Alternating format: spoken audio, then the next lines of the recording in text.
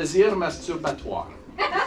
Est-ce que ça te donne un plaisir masturbatoire de me faire avoir l'air d'une espèce de con? I came up with it while my wife and I were traveling around Europe, and there was a big language barrier, and I was just trying to fall asleep one night, and I was thinking about my two French-speaking friends, Thomas and Kevin, and I was like, I think it would be really fun for them to just like shout at me in French for a while and slap me silly. That was pretty much it. And the credit you gave yourself is Andre W.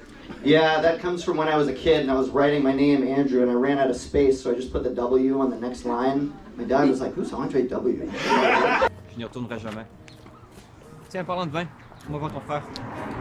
Il est pas pire.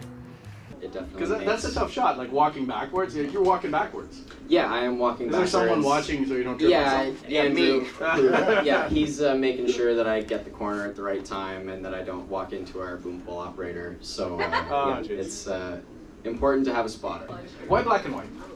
So basically we were kind of making fun. Has anybody seen the movie Breathless from the 1960s? Yeah.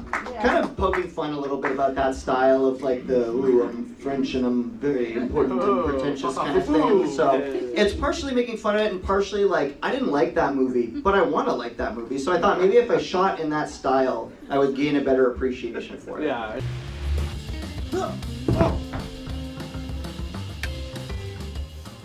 You really fell on the ground. There was no mat there. There were a couple pillows covered by a jacket, but I got a little bit. That was great stunt work. I'm just saying, that looked really painful and amazing. Yes, Really I suffer from my art. Yeah. Yeah, I suffer too. Not only did you guys break the fourth wall, where the characters talk to the audience, you kind of broke the fifth and the sixth wall. You like your characters in and out of from the past to the present to imagination, in and out of the computer, and it all worked really well. Yes. So I just want to congratulate you on that kind of rewriting of the whole film language.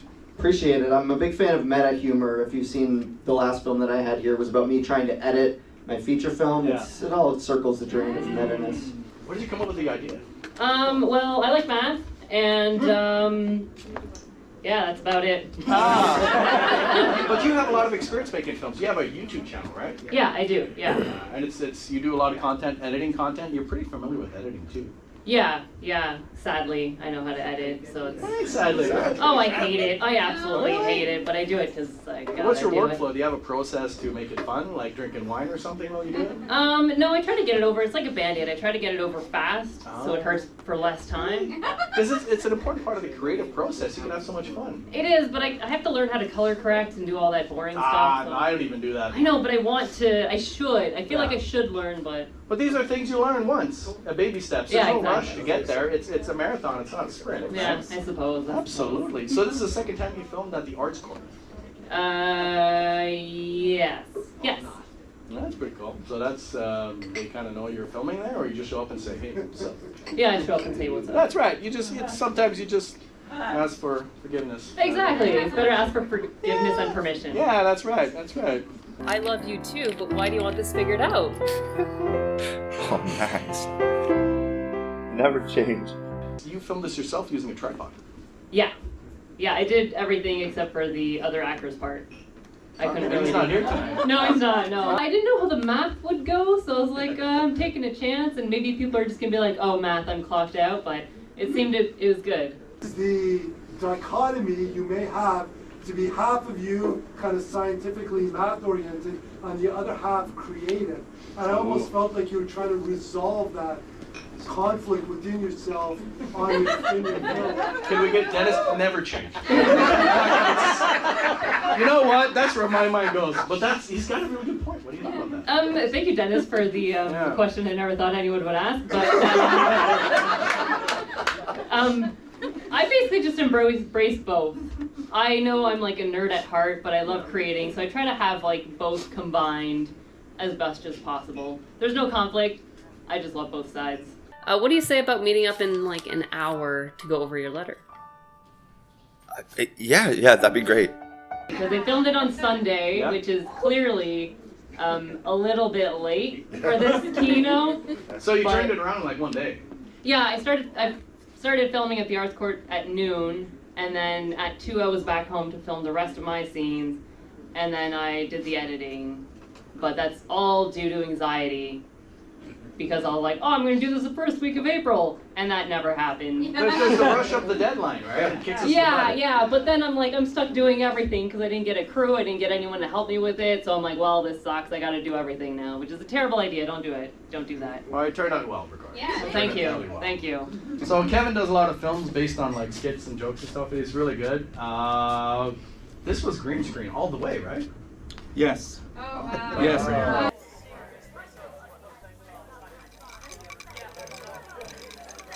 I think I'm gonna go ice fishing. We try to get into Paddy's Pub, just for that one shot at the beginning. Yeah. And they had a bad experience with filmmakers. Oh, no. Yeah, interesting story. What happened was they said no to a handful of filmmakers. It sounded like it was going to be pretty involved. And so the guy said no, and next thing they knew, the filmmakers showed up and set up, and we were shooting. And they actually had to kick them out. It's a shame because I've had a lot of locations in the past that I've shared and stuff like that, and a lot of people come in and they kind of ruin it for everyone, and it's not their fault. I mean, a lot of locations, a lot of people film differently. Like I share with Eric, a lot of people, what they want to hear is that you're not going to take a lot of time, not a lot of resources, not a lot of crew or people or setup. You're not going to disrupt their environment. But sometimes people come in and they're just like, they take over the whole place and they have demands all of a sudden. It's just right for around your locations, which you have access to. Yeah. So. And you saw what it was. All he does is fall out of the chair. Yeah. Like I shoot at the Royal Oak all the time. Most of the theme reveals are around the Royal Oak, and I just start filming. I don't need any sound, because technically we're just taking photographs. Yeah. They happen to be moving pictures, but hey, nobody knows that, right? I'm just taking a selfie of myself and my friends. We're not disrupting anyone. Yeah. So it's stuff to consider, like, not that everything should be guerrilla, but something to consider. The reveal. Yeah.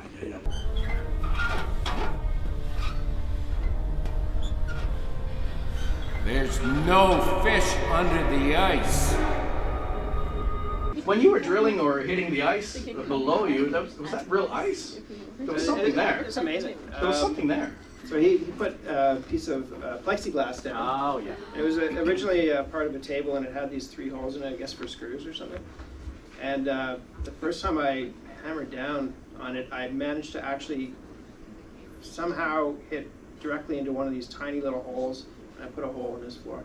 Well, he told you to do it, so. He did. I went straight down to the basement. Yeah. No, I'm kidding. Just a little dent, but it was a nice hardwood. Anyway, but no, it's amazing. Like he put this plexiglass down, and then under that some clear plastic. Wow, and it looked good. It fit. Yeah, there was a blue sheet. Yeah, oh yeah, the color blue sheet, then plastic, and then. the See, plexi. stuff you don't think about, but it works. And then we scraped some. I actually saved some snow from the winter, Good thing. and then we kind of shaved it onto the so there's a little bit of ice. Yeah. The tent, because that was just a photograph. That wasn't a real tent. And then I masked him in to that tent. That's interesting. Yeah, and then reflections. I just turned him upside down and the tent upside down, and just sort of just half dissolved. Yeah, there's a lot going on there. Yeah. We don't really consider. What's with the ending where the guy was it's like a video game ending, like an NPC to just walk into the wall? Yeah. But to be honest, we had a certain time frame to film it, and to leave, the direction was we'll just walk out of the room, but there was no doors. So I actually walked into it, and funny story, I had gallbladder surgery that week, and that is funny. I'm very close to getting a hernia because I walked into those chairs. That's true. Yeah, legitimately true.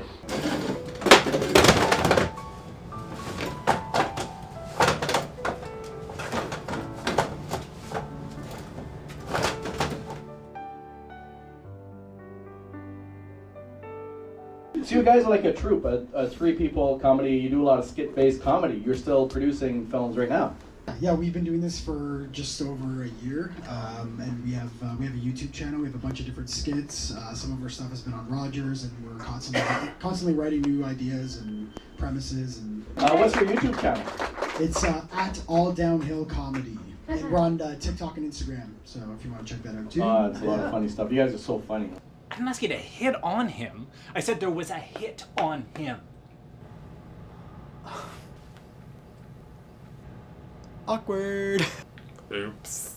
That's uncomfortable because kind of a thing now. Because a lot of the comedy true power lies in the performance and the acting and being comfortable. Comedy is not easy, and you guys pull it off really well. We had this, like, the outline for that sketch, and then when we got together that day, we were rehearsing it, and we're like, none of this makes any sense. So Andrew and I, like, and Paul, like, I wrote the initial, like, wireframe, but these guys kind of tore it apart and made sense of it. And so the end result had a lot of those, like, quicker pops, because the initial draft just kind of rushed to the punchline. So these guys helped me figure out where to get those, like, little pops along the way and find the rhythm of the sketch. I'm aware. No, seriously, I just came for a cup of coffee. The largest one.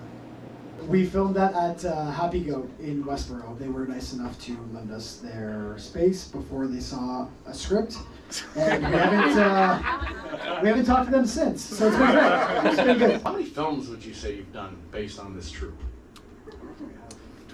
Yeah, I think we've done about 24 now. That's amazing. 24. Yeah, we just pumped them out in a year. And there's more to come. And remind people what your YouTube channel is again. Our YouTube channel is all downhill comedy. The original idea was we were trying to get local comedians and artists through Ottawa, so we would have different ones in different sketches. So we've been doing more so that to start it was just the three of us, and now we're kind of the more. Mark has been in one, and we've had a bunch of different local talents. So we're hoping to do more of that. So let us know if you're interested. Diet up nice. Have you thought about which country you want to move to? I just want a cup of coffee. I was curious about your writing process. I was wondering how you come up with your scripts and what's your process? We smoke a lot of weed. No. Yeah, I can do it. Well, we've all done. Well, Fabio's an amazing stand-up comedian in the city. He does a lot of stand-up, absolute yuck yucks, all that fun stuff. Paul's a very funny individual. I do sketch comedy writing. He does stand-up as well. Yeah, I do stand-up as well. And then, so we literally have a Facebook group, and we send thousands of ideas a day. Our significant others hate us because we're just on our phones. And then eventually, once we kind of filter it and we choose a shoot date, and we decide if one kind of sticks out from the others, then we go, this will work, and then we'll get together, write it, punch up our jokes, kind of go line by line, see if it, if it works or if it doesn't, and then, once we film it, and then we end up improvising once we're on the day a lot too, so, I mean, each one's kind of been different, but we just write a lot. Just really quickly, Andrew has a lot of, I guess, like, he went to Second City and stuff like that, so he has a lot of, he knows a lot of the structure of what goes into, like, the formula of a sketch. Anyways, prior to working with Andrew on these things, we didn't know any of that stuff. We're like, let's just be idiots on camera. You didn't have a Nugget cameo. Nugget's your production company and your cat. Yeah, my cat. No, Nugget did not have a cameo. I expect a Nugget cameo hidden somewhere, maybe like a picture frame, every single film. All right then. All right, from now on. I love it. I love it. You shot in a couple places to make it look like a cafe. How challenging was that? Very, because there was only one place.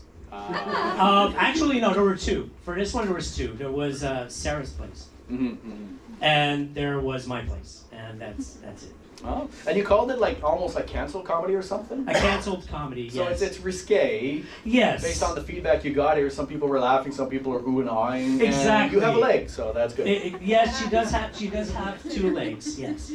Yes, I knew that I was taking some risks with the comedy that I was doing, and this is something I'm going to continue to do, so get used to it. Because I feel comedy should not be safe, and therefore, yes, it will continue down that route. It's been a while since I've had Burger King.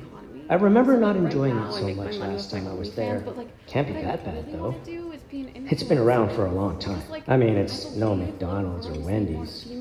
There's so much you can do with the dating scene. So many sketches and skit-based and personalities and conflicts. Oh, exactly. You could write a whole like 2-hour movie based on online dating alone. Yeah, you could, yeah. Oh, the people we meet. Oh, no.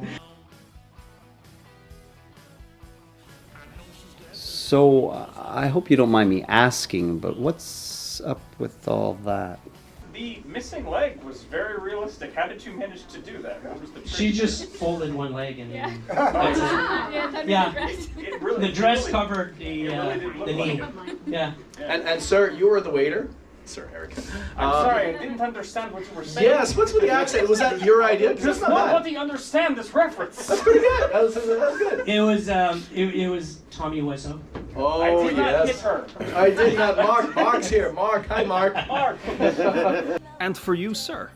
I'll have the same. Any other questions? For time's sake. It could be anything. It doesn't even. It could be about his haircut. I don't know. Yeah, Dennis. Sorry, there's nothing wrong with your haircut. It just seemed like most of the misunderstandings were around the girls misrepresenting themselves. I wonder what you think about the men misrepresenting themselves. We don't really done the second one? Yeah, we do actually. Yeah. Yeah. I mean, we're imbeciles. We are. So, I'm confused. Your profile said that you were 30? Did it? Has anyone been here like online dating and stuff? And the men profile, it's normally like they're, I don't know, holding a fish next to a truck with their shirt off. What's up with that? Like, come on. Like, okay, we get it. You want to be a provider. Shut up already. Yes. Your question. Yes. Did you already have the puppet? Actually, we got the puppet for this. Cut the act and talk to me like an adult. That stupid thing you're doing with the puppet. The puppet gonna make another appearance. Oh, well, me no and Jesse spoilers. have some plans. Oh, God.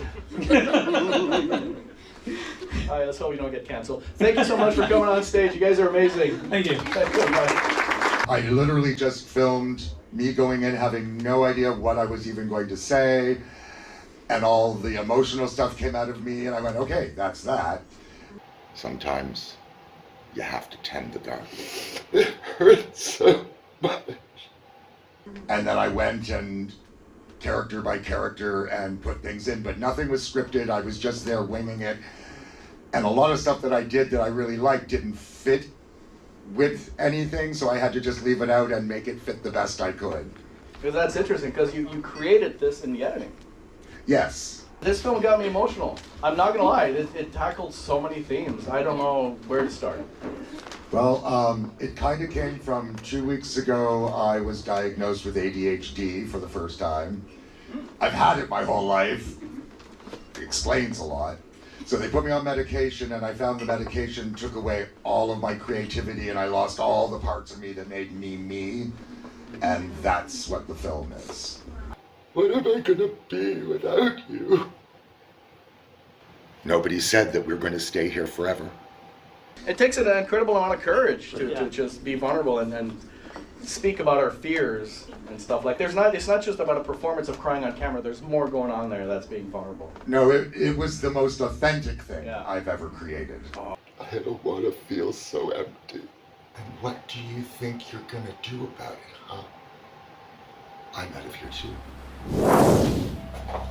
You taught me how to disappear. Oh, yeah. So that's the first time I really did that myself. So I went, like, I'm drawing on every single thing I feel I've learned along the way. Do you still have the suit, and what do you use it for? I'm not judging. I'm not making that judgment. I'm just curious. Why aren't you wearing it today? Yeah, why aren't you wearing it today? Well, if anyone wants to wear it, I've got it with me. It's already after midnight and death hasn't arrived. Yeah, but that wasn't very nice. You almost scared me to death there. It was kind of about friendship, and all that guerrilla stuff is behind the scenes. And it's about how far do you go for a friend. If a friend especially asks you to do something you don't agree with. No, that was death. He's coming at midnight. I'm sure there's an explanation. There was a couple Dutch angles. Dutch angle is like when the scene gets intense, you kind of like turn the camera like that. Was that intentional? Yes, it was. A good eye to catch that, and I appreciate the question. I don't know if it added anything to the film, but I thought it'd be just fun to tilt the camera over. The zooms added a lot. It was funny when you kept zooming on certain objects for emphasis. Yeah, emphasis. It's a joke, whatever. It was really effective when the zoom. So you have a zoom lens. So I have a consumer camera Yeah, that's got a that's thing at the top that you can zoom in. But It's a thank you for digital your feedback. zoom? Yeah, I don't know. There's not a lens. It's like a. So it's a all digital inside the zoom. camera. Yeah.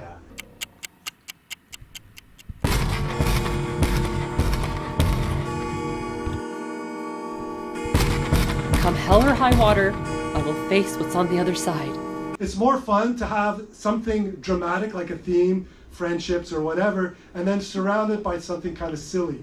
So if it was too heavy on the drama, I don't think I'd be able to pull it off, unlike someone like Delaney, who did such a great job with it. So I like to kind of introduce some comedy to contrast the drama. Yeah. Really good job. It was a conversation Heather and I had during a social. We just had a conversation, and she told me about this necklace that she had. It's true. And then she realized, after having a conversation with a neighbor in her building, that, oh wait, that's not what it's for. Anxiety, if you are a smoker, you vape, you just have a little when you're feeling a craving. Cute, right? Got in the elevator. It was on service. Yeah. We didn't have a service key, and the fan was so loud. There was So nothing we could loud. do. There's nothing we could do. So that's why the sound at the beginning is kind of like.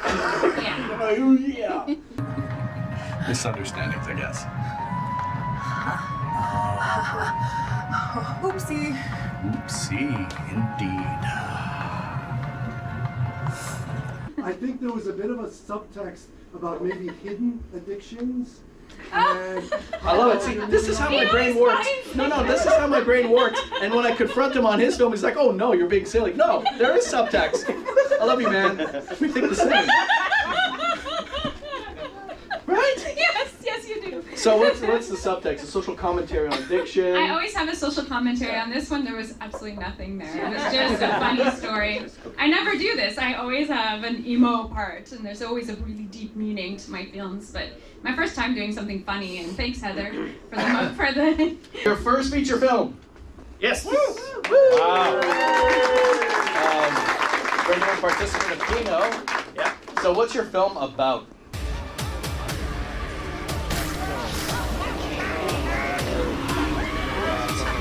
About a detective on the trail of a serial killer who turns out to be an ancient demon god jumping from body to body. Woo!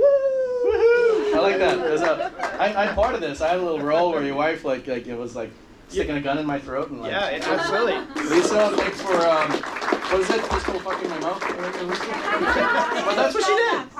Yeah, and she was like, oh, how do you like it? I don't even know the context, but I agreed to it. You were just sitting in the corner watching. I know.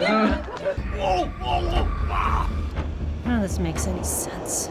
Back when you were doing the monthly, was it monthly or weekly? I think it was a weekly theme. Well, the weekly theme. During COVID, we couldn't go out, so we did like a weekly video challenge. So one of the themes was silence, and I came up with a film called The Quiet Life. Which was originally what this was going to be called, but it didn't fit the feature. But thanks to you, we came up with this idea, this original, the seed for this bigger film. And so thank you for that. Well, I didn't realize, but thank you. I'm glad that, first feature, that's pretty big. We filmed it in 13 days, which felt pretty tight. Right. We paid everybody, which is great. And we got a really great product. That's amazing. I can't wait to see it. So, where can they find information on this? Really nowhere yet. Oh, okay. But definitely the Ottawa Filmmakers Group on Facebook, if anything. Yeah, absolutely. Yeah. I'll be rolling out as things get closer. Yeah. I'll be blitzing. Okay, so is this like some sort of fetish kink thing going on? Yes. Were you like method acting leading up to that, or how does it feel being a cat? Well, basically, I just mimicked the behavior that I saw in Nugget, which is my cat. But you nailed it because pooping for cats is vulnerable, right? So Yeah. They tend to go when you're there or something Yeah, like that. exactly. They When protect you're you when you're pooping. They protect you because when you're on the toilet, your cat's always there, like watching you. It's like, dude, I can't go if you're watching, right? But they're protecting you. They're like, I got this. Go, Vince, go, right? They're making sure no one sneaks up behind you and kills you or whatever. What is he doing in there? I was most likely just using the litter box. He makes noises when he does his poos and pees. So I know he's at his most vulnerable, in case any harm comes to him. So, here it is, the artwork for your new album. What do you think? Who designed t-shirts? Who designed it? Yes, the lady. Who designed it? I did. It was pretty good. It was well done. It looked great. Because he was emulating Nugget, does that classify as a cameo? Oh, that's deep. Okay, that's your first cameo. Because we were talking about, for those that haven't been here in the first part, is he has a cat. and Nugget Productions, right? Yeah, Nugget Pictures. Goddamn, I'm gonna keep getting it wrong, and you're gonna have to correct me. Thanks for your patience. Come on, Vince. Yes. That's fine, whatever. And I expect his cat in every single. Yes. Yeah, even if it's just a frame or a picture or a little superimposed thing in the corner, the cat watching you, judging you for your life choices, something like that. He does that already. Yeah, he does that all. Whoa, what the Aw, he likes you. fuck is wrong with this guy? Nothing's wrong with him. He's just a normal man raised by cats. Some people just don't like cats, I guess. It is going to be on YouTube on Nugget Pictures. That's the name of the channel. Nugget Pictures. I'll try to remember that. I can't. I forget people's names. Well, true story. One time I forgot the name of a girl I was dating, a woman I was dating for like 2 months. That happened to me too. There's like it's a Seinfeld episode. Same here. And it was either Lisa or Linda, and I had a 50-50 chance, and I said Lisa, and it ended up being Linda. And I made a joke, because I'm a funny guy, right? I'm a funny guy, right? And I said, it's not that I forgot, it's that I just don't care. And I thought that was funny. That lasted 2 months. Wow. To be fair, I was 19. That happened. Yeah, that's true. My life is a skit. For me, it was in college. I remember her name now. Her name was Sarah, and I called her Sandra. Too soon, man. Too soon. And I was. Too soon, man. Too soon. I'm kidding. This is not about me. Keep going. Oh yeah.